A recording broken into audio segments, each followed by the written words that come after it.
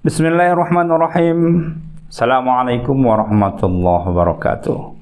Alhamdulillah walladzi khalaqal mauta wal hayata liyabluwakum ayyukum ahsanu amala wa huwal azizul ghafur. Asyhadu an la ilaha illallah wahdahu la syarikalah wa asyhadu anna Muhammadan abduhu wa rasuluh. Allahumma shalli wa sallim wa barik ala sayyidina Muhammadin wa ala alihi wa ashabihi ajma'in, amma ba'du. Sahabat PPIQ yang dimuliakan Allah, semoga Allah senantiasa memberkahi semua lini kehidupan kita sehingga kita tetap istiqomah berada pada shiratal mustaqim. Amin ya rabbal alamin. Baik, para sahabat MQ sekalian, kemarin kita sudah membahas bagaimana Allah Subhanahu wa Ta'ala menyeru kita untuk membaca Al-Quran dalam 3 tingkatan penting. Ini nanti akan menunjukkan kapan Al-Quran itu dibaca dengan metode membaca, kapan Al-Quran itu dibaca dengan metode memperbaiki bacaan, kapan Al-Quran itu dibaca untuk didengarkan, dan kapan pula Al-Quran itu dibaca dengan maksud dan tujuan untuk mendapatkan syifaul Quran. Sahabat PPIQ rahimakumullah, yang pertama adalah tentang kata Iqra. Tentu kita paham benar bahwa kata Iqra ini adalah kata yang pertama sekali didengar secara wahyu oleh Rasulullah SAW. Kalimat Iqra bismi rabbikal ladzi khalaq. Kita paham sejarah ini secara umum. Dan sebagaimana yang kita ketahui juga bahwa kenapa pada saat itu konteks ataupun kata Iqra ini lebih dulu disajikan dibanding dengan kata-kata yang lain. Yang pertama, sebagaimana yang kita pahami dalam literatur sejarah, bahwa pada saat wahyu diturunkan, Rasulullah itu dalam keadaan ummi. Ummi itu tidak bisa membaca, tidak bisa menulis. Itu yang pertama. Artinya, kata Iqra ini memang cocok diberikan kepada orang yang belum bisa membaca dan belum bisa menulis. Tidak cocok kiranya kalau kemudian wahyu itu tiba-tiba munculnya warattilil Qur'an tartila. Bagaimana mungkin Rasulullah dipaksa untuk membaca dengan baik, sementara Rasul sendiri tidak bisa membaca dan tidak bisa menulis. Maka kata yang paling cocok dan pas pada saat awal sekali wahyu diturunkan itu adalah kata Iqra. Artinya apa?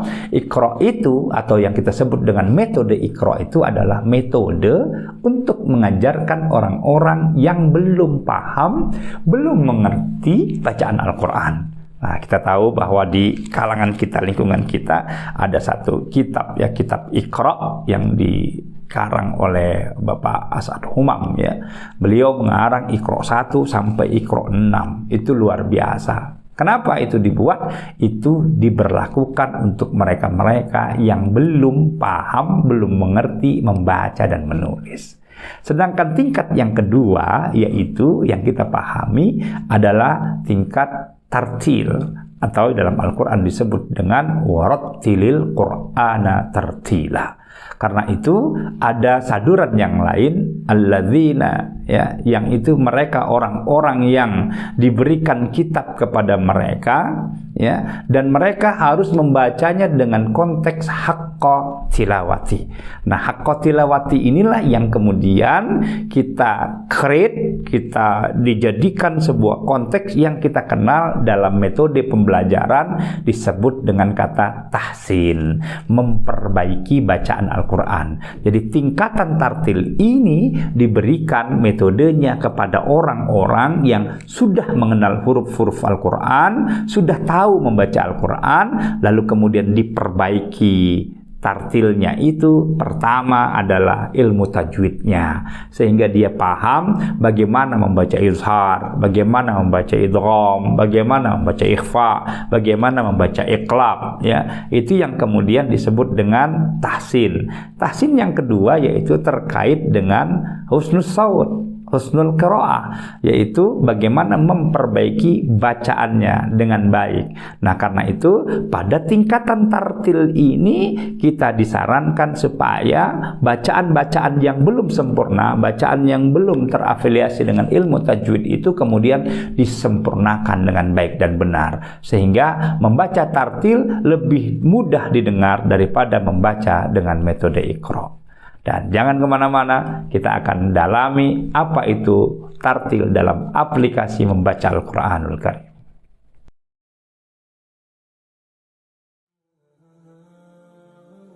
Bismillahirrahmanirrahim. Sahabat PPIQ rahimakumullah.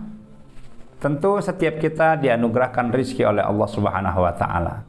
Dan tentu salah satu bukti kesyukuran kita terhadap rizki agar rizki kita ditambah oleh Allah Subhanahu wa Ta'ala sebagaimana firman Allah, la in syakartum la azidannakum wa la in kafartum inna adzabi lasyadid. Bagaimana caranya agar rizki kita bertambah? Maka rizki kita harus kita keluarkan. Kenapa harus kita keluarkan? Karena rizki kita yang sesungguhnya itu adalah yang kita sedekahkan, yang kita keluarkan zakatnya, yang kita infakkan fi sabilillah. Itulah rizki kita yang sesungguhnya. Maka mari berzakat, mari bersedekah, mari berinfak. Kemana? Yuk kita salurkan zakat, infak dan sedekah kita ke di bawah ini, yaitu Jiswaf PhD 368. Apa itu PhD 368? PhD 368 yang kita maksud adalah program PhD, program hamba dermawan 368. Mungkin setiap kita pasti ingin menyandang gelar dermawan, maka pastikan kita salurkan zakat, infak dan sedekah kita ke Jiswaf PhD 368, yaitu tempat di mana saluran terbaik, karena PhD 368 adalah milik Pondok Pesantren Tahfidzul Quran Integritas Qurani, sehingga kita dapat menikmati pahala-pahala yang besar dari para hufaz, dari para penghafal Al-Quran, yang setiap huruf-hurufnya insya Allah menjadi amal jariah bagi siapapun yang menginfakkan, mensedekahkan dan mengeluarkan zakatnya pada PhD 368.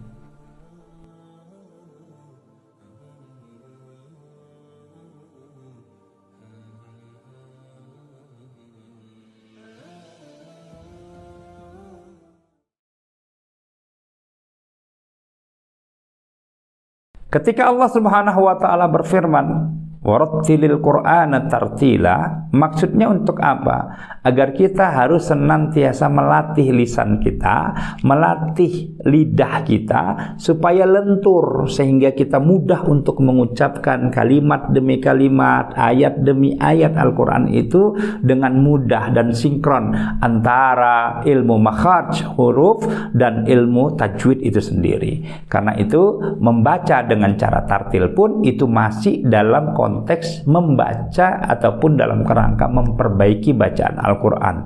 Tentu sangat jauh berbeda dengan membaca dengan metode Iqra itu sendiri. Nah, karena itu sekurang-kurangnya dengan metode tartil ini seseorang dapat meningkatkan bacaan, mutu bacaannya, sehingga ia menjadi lancar, menjadi fasih dan menjadi ringan serta enak didengar oleh orang lain. Itulah bacaan yang sudah tartil. Tapi di atas tingkatan tartil itu ada tingkatan tilawah, yaitu tingkatan yang jauh lebih tinggi, yang sebagaimana kita pahami pada saat awal mula Rasulullah mendapatkan wahyu, Rasul terbata-bata sampai mengulang-ulang kalimat ma'ana biqari, ma'ana biqari, ma'ana biqari.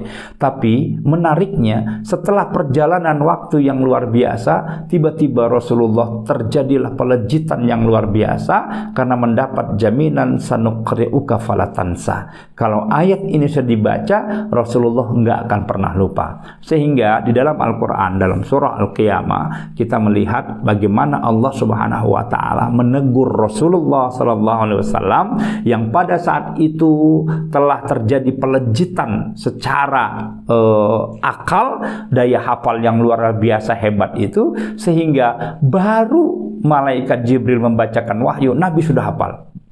Nabi sudah hafal, sehingga bersaing antara suara Jibril dengan suara Rasulullah itu, sehingga datang teguran ayat kepada Nabi, la tuharrik bihi lisanaka lita'jala bih. Jangan menggerakkan lidahmu sehingga engkau menjadi terburu-buru, tergesa-gesa mendapatkan wahyu ini. Karena itu teguran yang luar biasa. Kenapa? Karena Rasulullah sudah sampai pada tingkatan tilawah, di mana bacaan itu bukan hanya diperhatikan oleh mata, bukan hanya dipikirkan oleh akal, tapi bacaan itu sudah merangsek masuk ke dalam qalbu Rasulullah, sehingga Al-Quran menjadi satu jiwa yang kuat yang dapat mempengaruhi semua kepribadian Rasulullah. Dan jangan heran kalau kemudian Ummul Mukminin Aisyah radhiyallahu anha menyebutkan kana khuluquhul Quran, menyatunya Al-Quran menjadi bagian yang tidak terpisahkan dari keseharian Nabi, sehingga ulama menyebutkan Rasul adalah Al-Quran berjalan. Ini yang kemudian harusnya menjadi satu kesatuan padu, sehingga dalam metodologi tilawah Al-Quran harus menjadi nafas seorang hamba, sehingga apapun yang ia kerjakan, apapun yang ia tuturkan, apapun yang ia gerakan, semuanya itu bermuara dari Al-Quranul Karim. Inilah yang paling penting, yang harusnya Quran itu hidup di hati kita, Quran itu hidup di akal kita, Quran itu hidup di lisan kita, Quran itu hidup dalam keseharian kita. Dan inilah yang kemudian bahwa Al-Quran itu menjadi satu jiwa tanpa terpisahkan dari hidup dan kehidupan kita, yang kita dengar, yang kita kenal dengan istilah akhlak Qurani. Kalau seseorang bisa mendapatkan tingkatan akhlak Qurani ini, maka secara otomatis ia insya Allah akan sampai pada kesempurnaan keberkahan, kebermanfaatan, dan kemujizatan Al-Quran itu sendiri.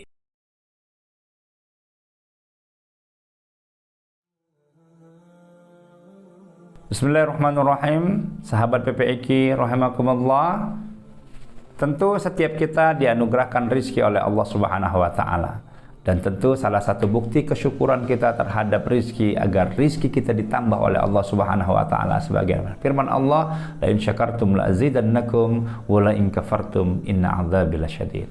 Bagaimana caranya agar rizki kita bertambah? Maka rizki kita harus kita keluarkan. Kenapa harus kita keluarkan? Karena rizki kita yang sesungguhnya itu adalah yang kita sedekahkan, yang kita keluarkan zakatnya, yang kita infakkan fi sabilillah. Itulah rizki kita yang sesungguhnya. Maka mari berzakat, mari bersedekah, mari berinfak.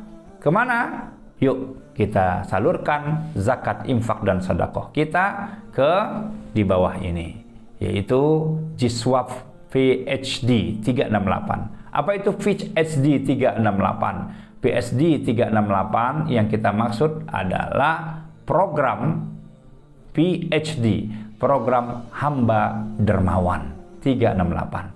Mungkin setiap kita pasti ingin menyandang gelar dermawan, maka pastikan kita salurkan zakat, infak, dan sedekah kita ke Jiswaf PhD 368, yaitu tempat di mana saluran terbaik, karena PhD 368 adalah milik Pondok Pesantren Tahfidzul Quran Integritas Qurani, sehingga kita dapat menikmati pahala-pahala yang besar dari para hufaz, dari para penghafal Al-Quran, yang setiap huruf-hurufnya insya Allah menjadi amal jariah bagi siapapun yang menginfakkan, mensedekahkan, dan mengeluarkan zakatnya pada PhD 368.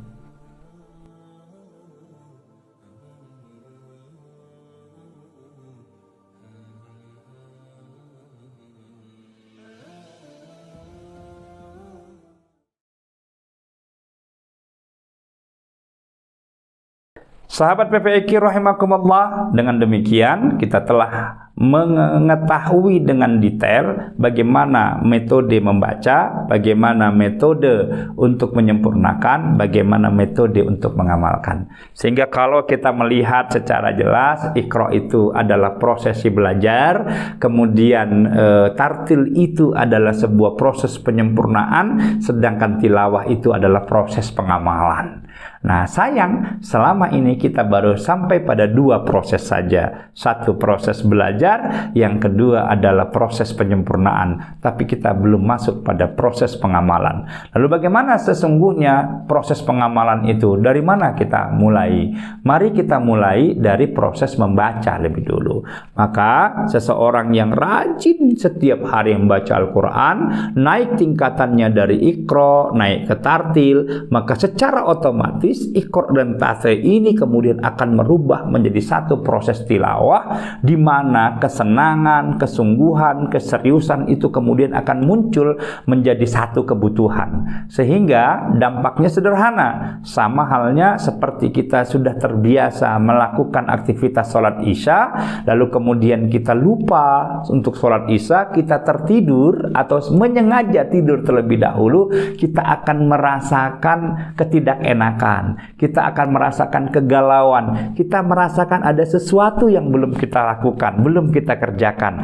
Kalau kita mendapatkan resah ya sebelum sholat Isya, maka artinya sholat itu, kebiasaan kita sholat itu sudah menjadi bagian dari jiwa kita. Seharusnya membaca Al-Quran pun demikian halnya. Kalau kita belum merasakan haus, kalau kita belum merasakan butuh, kalau kita belum merasakan ketenangan, ketentraman saat membaca Al-Quran, itu maknanya kita harus lebih giat lagi, lebih gigih lagi bagaimana menjadikan Al-Quran menjadi action dalam setiap hidup dan kehidupan kita.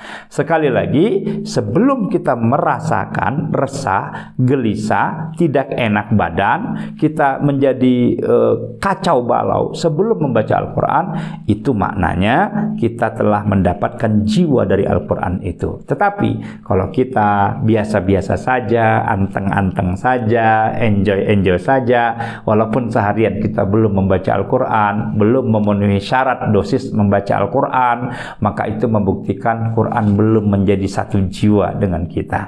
Bagaimana mungkin Quran mau memformulasi akhlak kita sehingga jiwa-jiwa kita pun masih kosong, masih kobong dengan wahyu, dengan ayat-ayat Al-Quran yang Allah menyebutnya ala bidzikrillah tatmainnul qulub. Bukankah dengan memperbanyak berzikir, dengan memperbanyak membaca Al-Quran, hatimu akan tenang?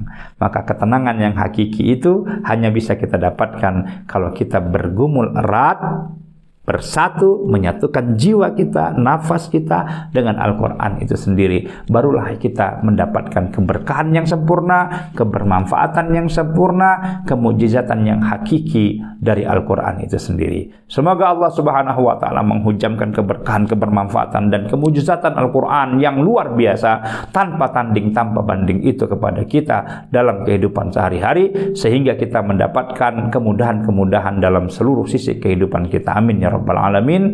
Nasrun minallah, fathun qarib, wa basyiril mu'minin. Wassalamualaikum warahmatullahi wabarakatuh.